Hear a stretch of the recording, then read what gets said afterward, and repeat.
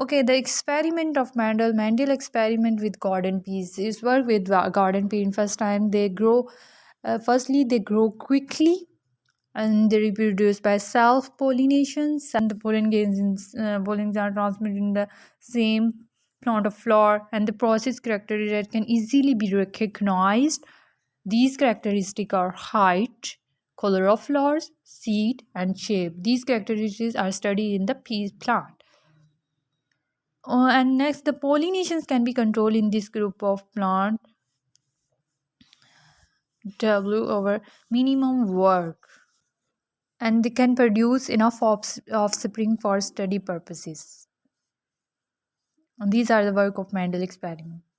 In cross pollinations, they can produce pure tall cross pure small plants.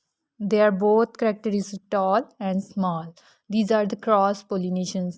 They are deliberately cross between two plants to transfer pollens from one self fertilizing flower to another. It means that the two plants two across two plants that transfer pollens from one self fertilizing flower to the another. Next is parent generations P1 and F1, first filial generation. In P1 generation, the individuals that give rise to the first generation. P1 parent generation is basically the first generations, and the first filial generations, that generations in the line of descendant.